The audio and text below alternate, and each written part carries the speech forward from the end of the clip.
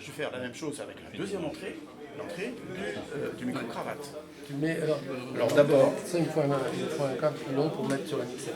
on va mettre ça d'abord autour du cou de quelqu'un, c'est qui se déroule. Attends, Un indicateur.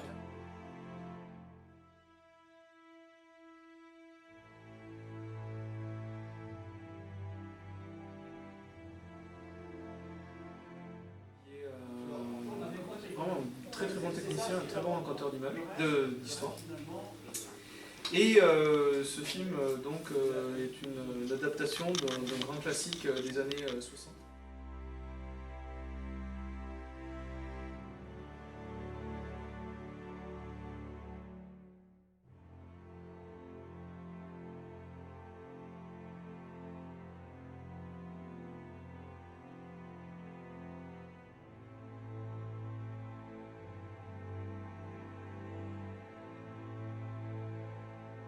Bonjour Gérard. Bonjour. Est-ce que ça n'a pas été trop dur ce matin de comprendre les explications de notre formateur? Oh non, j'ai déjà une petite expérience de ce côté-là. Je connaissais un petit peu le son.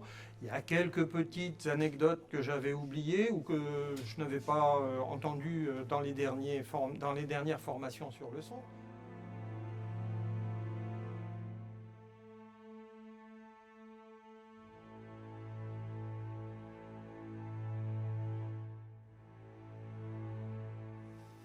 Moteur, Ça tourne. action. Dis-moi la vérité, Marius. Et je te jure devant Dieu que je dirai jamais rien à personne. Je ne veux pas rester derrière ce comptoir toute ma vie, pendant que les bateaux m'appellent sur la mer.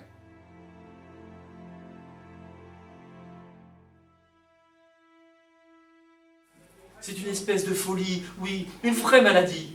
Fanny, c'est sûr qu'un jour ou l'autre, je partirai. Je quitterai tout comme un imbécile. Coupé.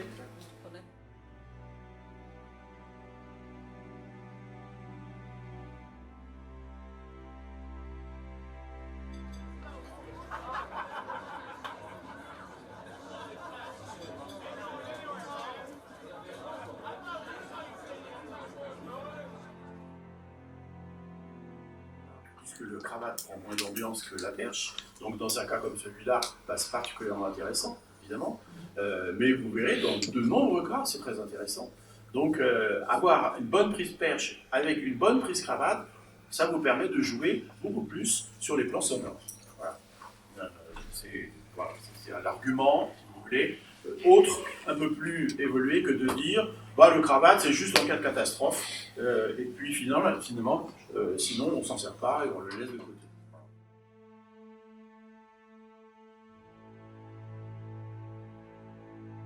Jour de bon goût non plus.